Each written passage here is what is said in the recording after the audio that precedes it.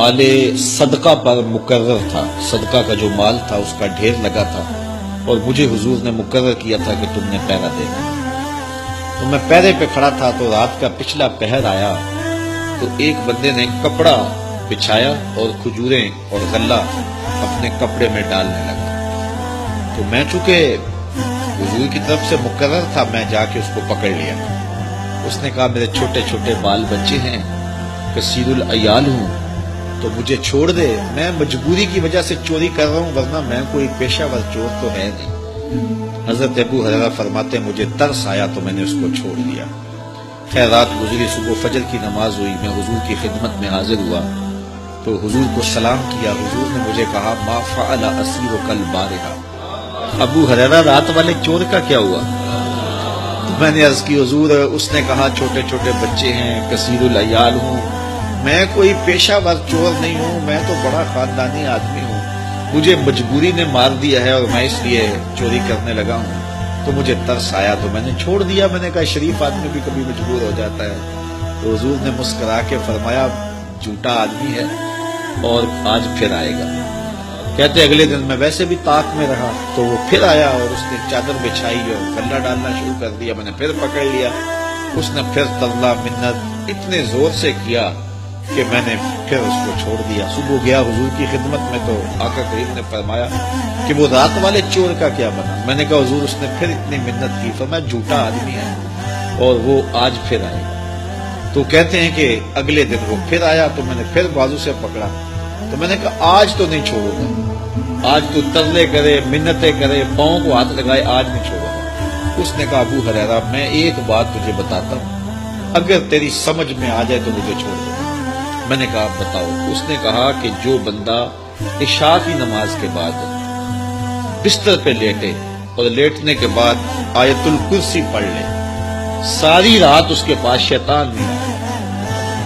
हजरत अबू हुरैरा फरमाते हैं उसका बताया हुआ वजीफा मुझे बड़ा अच्छा लगा, मैंने छोड़ दिया। हुजूर ने सुबह मुलाकात पे फरमाया कि रात वाले चोर का क्या हुआ? मैंने कहा हुजूर उसने ये वजीफा बताया और मुझे पसंद आ गया, मैंने इसके एवज छोड़ दिया। फरमाया बंदा तो झूठा ही है लेकिन बात सच्ची बता गया। और फिर फरमाया अबू हुरैरा जानते हो वो 3 दिन तुम्हारे पास आने वाला कौन था? कहा अल्लाह व रसूलुहु आलम। फरमाया वो खुद शैतान ही तो था जो 3 दिन आता रहा। तो आयतुल कुर्सी इतनी बरकतों की हामिल जो है वो आयत है। इसको आयतुल कुर्सी इसलिए कहते हैं, इसमें अल्लाह ताला की कुर्सी का जिक्र है, इसलिए कहा गया कुर्सी वाली आयत। ये आयतुल कुर्सी है, ये बच्चे बच्चे को याद होनी चाहिए और बच्चे डर जाते हों तो इस आयत को पानी पे पढ़ के दम करे उन्हें पिलाएं, अल्लाह शिफा देगा। सोने से कबल पढ़ें तो सुबह तक शैतान खुद बता गया है कि शैतान नहीं आएगा। और हजरत अबू हुरैरा से यह रिवायत मरवी है ला इकराह फिद्दीन, कोई जबरदस्ती नहीं है दीन में, किसी को जबरदस्ती इस्लाम में दाखिल नहीं किया जाएगा, ये दिलों के सौदे हैं। यहाँ एक गलत फहमी है जिसका इजाला चाहता हूँ। ला इकराह फिद्दीन का कुछ लोगों ने यह तर्जुमा किया जब भी कोई दीनी सबक दिया जाए, कोई हुक्म पर पाबंद करने की कोशिश की जाए, लोग कहते हैं मौलवियां दीन मुश्किल बनाया, अल्लाह तो कहता है ला इकराह फिद्दीन, दीन में कोई मुश्किल नहीं है, कोई तंगी नहीं है। ये इसका माना नहीं है।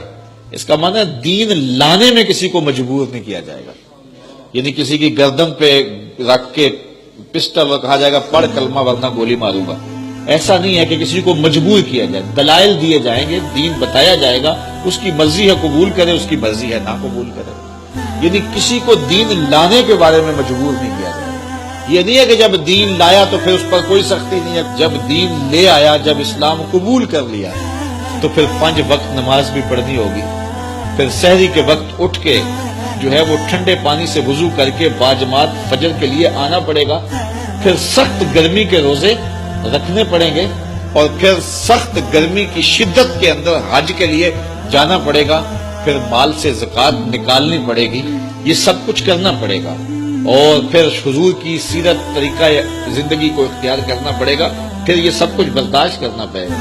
ये नहीं है कि जी ये दीन में कोई सख्ती नहीं है, दीन में कोई जबर नहीं है। तो दीन में जबर का मफहूम यह है कि दीन लाने में किसी को मजबूर नहीं किया जाए।